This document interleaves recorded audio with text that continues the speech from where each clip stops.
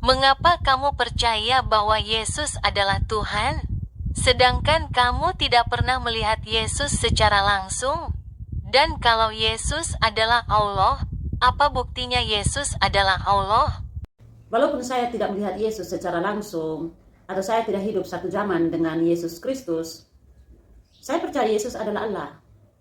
Kenapa, teman-teman? Karena kesaksian murid-murid Yesus Kristus. Kalau murid-murid Yesus Kristus saja sudah percaya bahwa Yesus adalah Tuhan, masakan saya tidak percaya bahwa Yesus adalah Tuhan? Saya bodoh kalau begitu. Tidak mungkin saya yang bukan murid Yesus Kristus justru lebih tahu tentang siapa Yesus Kristus dibanding murid-murid Yesus Kristus sendiri. Kan tidak mungkin. Mereka lah yang tahu jelas tentang siapa Yesus Kristus. Jadi, kalau murid-murid Yesus Kristus mengatakan bahwa Yesus adalah Tuhan, Yesus adalah Allah, maka saya harus mempercayai itu. Terlebih lagi, yang mengatakan Yesus adalah Tuhan, bukan hanya Simon Petrus saja, bukan hanya Yohanes saja, tetapi ada banyak murid-murid atau saksi mata lainnya yang mengatakan bahwa Yesus adalah Tuhan. Jadi, saya percaya Yesus Kristus adalah Tuhan, bukan karena dia tidak memiliki Bapa, sehingga lebih baik Adam saja yang menjadi Tuhan karena Adam tidak memiliki Bapa dan tidak memiliki ibu. Saya juga percaya Yesus adalah Tuhan, bukan karena harus menunggu, harus ada ayat pengakuan dari mulut Yesus secara langsung bahwa aku adalah Tuhan, sehingga saya bisa menjadi percaya atau saya harus percaya bahwa Yesus adalah Tuhan. Saya juga percaya Yesus adalah Tuhan bukan karena Yesus memiliki banyak mujizat yang ia lakukan, tetapi saya percaya Yesus adalah Tuhan karena atas dasar perkataan murid-murid Yesus Kristus. Sekalipun Yesus Kristus mengaku secara langsung bahwa aku adalah Tuhan, tetapi jika tidak ada saksi mata, maka sia-sia semua itu. Tetapi sekalipun tidak ada ayat yang mengatakan secara langsung bahwa aku adalah Tuhan, sembahlah aku, tidak berarti bahwa ia bukan Tuhan, tidak berarti bahwa ia bukan Allah. Jika Yesus bersaksi tentang dirinya sendiri tanpa kesaksian orang lain, atau tanpa orang lain yang memberikan kesaksian, lalu siapa yang akan percaya? Tidak akan ada orang yang percaya. Tetapi karena ada banyak kesaksian bahwa Yesus adalah Tuhan, maka saya percaya dia adalah Tuhan. Lalu bukti bahwa Yesus adalah Allah. Sebenarnya ada banyak sekali bukti-bukti dalam Alkitab yang menunjukkan kealahan Yesus. Contoh, Yesus berkata, aku dan Bapa adalah satu. Sebelum Abraham jadi, aku ada. Yesus mengutus malaikat. Yesus adalah pencipta dan lain sebagainya. Kalau Yesus bukan Allah, dan kalau Yesus hanya manusia biasa saja, atau nabi atau utusan, mustahil seorang manusia, seorang nabi, seorang utusan berani mengatakan seperti itu. Aku dan Bapa adalah satu. Sebelum Abraham ada, aku ada. Manusia mana, nabi mana, utusan mana yang berani mengutus malaikat? Yang mengutus malaikat hanya Allah. Yang menciptakan dunia dan isinya hanya Allah. Sebelum manusia diciptakan, Allah sudah ada. Allah sudah ada terlebih dahulu.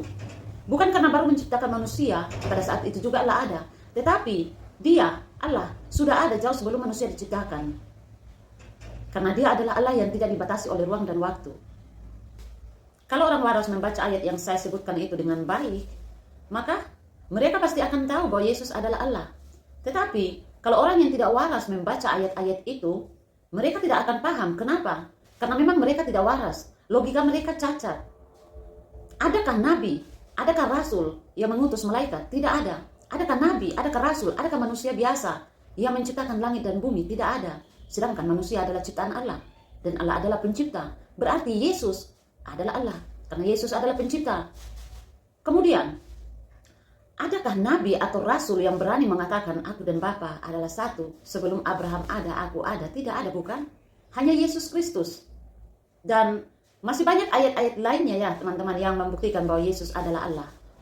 Bagaimana tanggapan kamu dengan orang-orang yang mengatakan bahwa Yesus bukan Tuhan? Kalau ada orang yang mengatakan bahwa Yesus bukan Tuhan, Yesus bukan Allah, ya wajar, dan saya abaikan saja. Karena bagaimana mereka bisa percaya kepada Yesus? Bagaimana mereka bisa percaya bahwa Yesus adalah Tuhan? Sedangkan orang yang menulis atau menggambarkan atau memberikan informasi tentang Yesus Kristus saja salah. Kenapa salah, teman-teman? Karena orang itu menulis tentang Yesus Kristus jauh dari zaman tradisi. Orang yang menulis itu tidak ada kaitannya dengan Yesus Kristus, bukan murid-murid Yesus Kristus. Bagaimana mereka bisa percaya bahwa Yesus adalah Tuhan?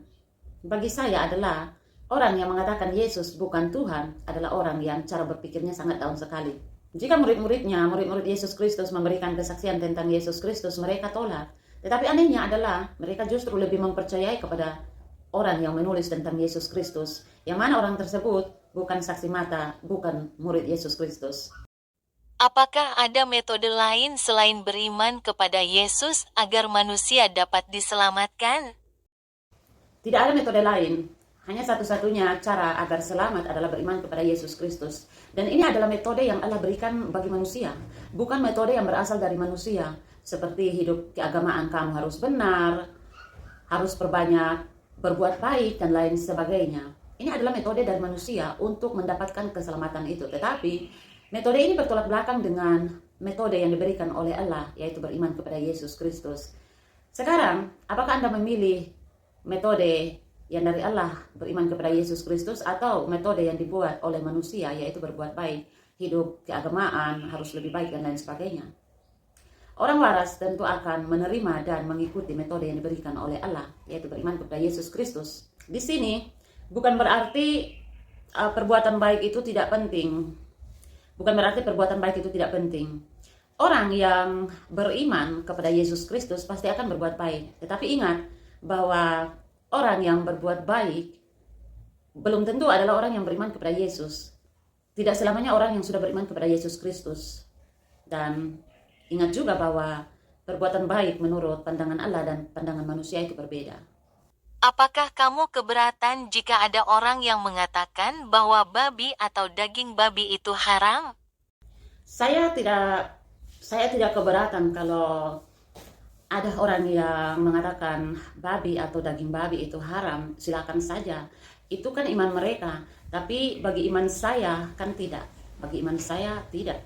Babi atau daging babi itu tidak haram. Tidak masalah untuk saya. Hanya akan menjadi masalah bagi saya jika ada yang mengatakan bahwa babi atau daging babi itu haram. Tetapi ujung-ujungnya diperbolehkan juga untuk memakan daging babi tersebut walaupun dalam keadaan darurat. Jika memang daging babi atau babi itu haram, maka seharusnya pelarangan itu mutlak. Kalau mengatakan babi atau daging babi itu haram, tetapi masih diperbolehkan makan daging babi dalam keadaan darurat, misalnya ya teman-teman, tentu saya keberatan di situ. Jika haram ya haram, jika tidak haram ya tidak haram. Simpel kan? Menurut kamu, apakah Muhammad adalah nabi? Bagi saya Muhammad bukan nabi. Kalau orang Islam mengatakan bahwa Muhammad adalah nabi, itu kan iman mereka. Masa Anda memaksakan saya untuk saya harus mengakui Muhammad sebagai nabi yang mana tidak ada dalam Alkitab? Namanya saja tidak ada di dalam Alkitab, apalagi ayat Alkitab yang mengatakan bahwa Muhammad adalah nabi. Itu tidak ada dalam Alkitab. Bagaimana saya bisa mengakui dia sebagai nabi? Ya kan? Kalau saya mengatakan sesuatu yang tidak ada dalam Alkitab, kalau saya mengakui dia sebagai nabi, maka saya menipu diri saya sendiri. Dan itu dosa. Kalau ada nama Muhammad dalam Alkitab, dan tercatat dalam Alkitab bahwa Muhammad adalah nabi, dan saya mengatakan dia bukan nabi, saya juga menipu diri saya sendiri, dan itu dosa. Tetapi karena memang nama Muhammad tidak ada dalam Alkitab, itulah sebabnya dia bukan nabi bagi saya. Jangan memaksakan untuk mengakui sesuatu yang tidak ada dalam Alkitab. Menurut kamu, apa keunikan Kristen yang berbeda dengan agama-agama lain yang ada di dunia ini? Menurut saya, keunikan yang ada di dalam Kristen adalah pertama, Allah mencari manusia berdosa. Kita tahu bukan, ketika Adam dan Hawa jatuh dalam dosa, tidak ada kerendahan hati dalam diri mereka.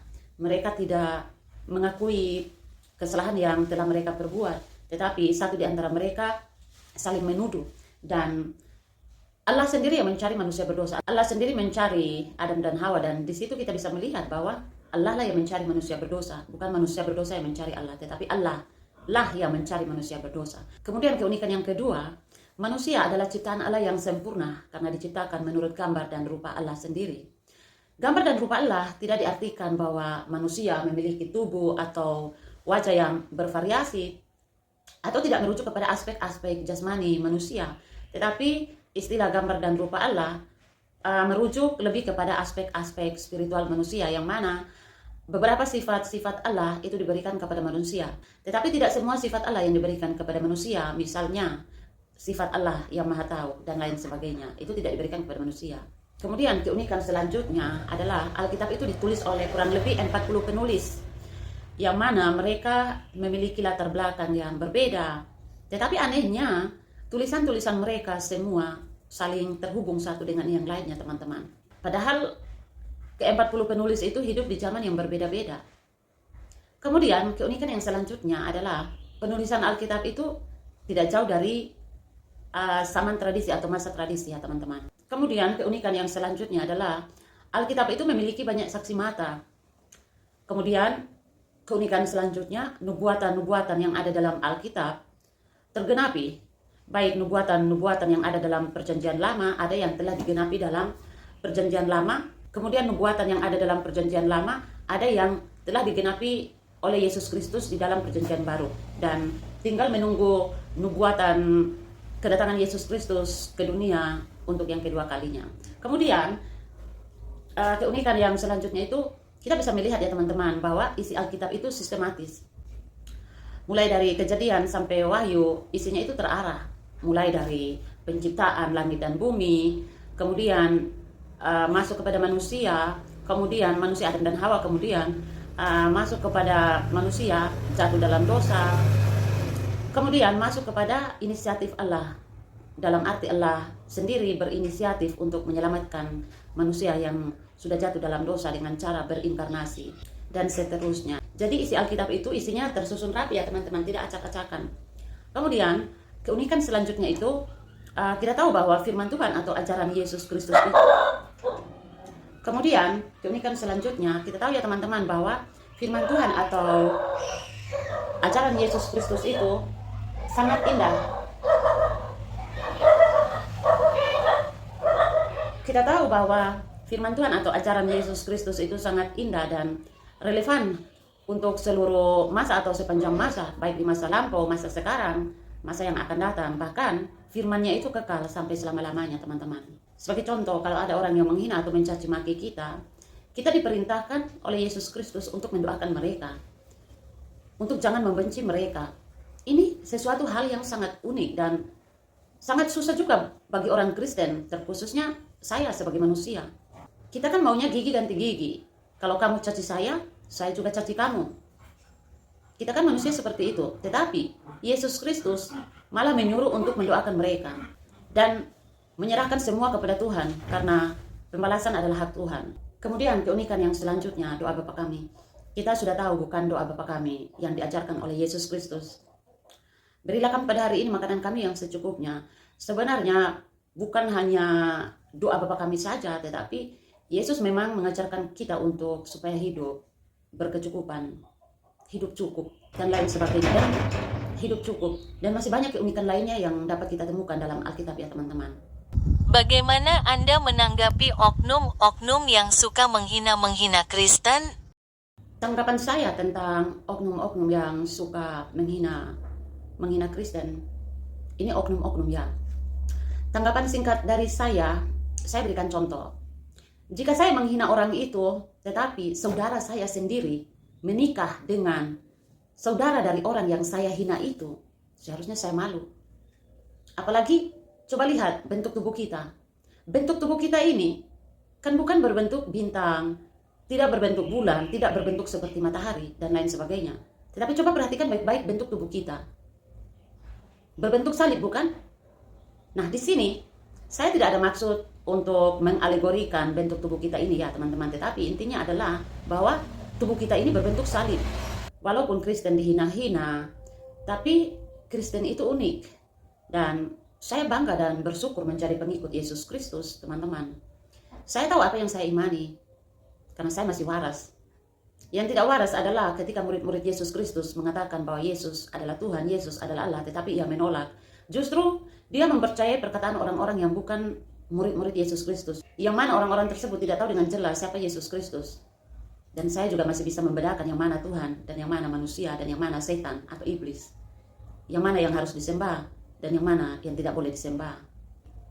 Jadi pesan penutup dari saya adalah, kita tahu Indonesia adalah negara yang terkenal dengan kemajemukan dalam beragama, pluralitas dalam beragama. Dan sebagai masyarakat Indonesia, sudah tentu kita harus saling menghargai satu dengan yang lainnya. Karena negara ini bukan hanya negara satu agama saja, tetapi negara ini memiliki banyak agama. Itulah alasannya kenapa Indonesia disebut sebagai pluralitas dalam beragama. Karena negara Indonesia ini tidak hanya terdiri dari satu agama saja, melainkan ada banyak agama, plural. Jadi ya kita harus saling menghargai satu dengan yang lainnya. Menghargai tetapi bukan berarti kita membenarkan. Menghargai dan membenarkan itu beda. Oke? Kita menghargai pendapat orang lain, tetapi bukan berarti kita membenarkan pendapat mereka, kita membenarkan perkataan mereka. Menghargai dan membenarkan itu berbeda ya teman-teman. Oke? Terima kasih.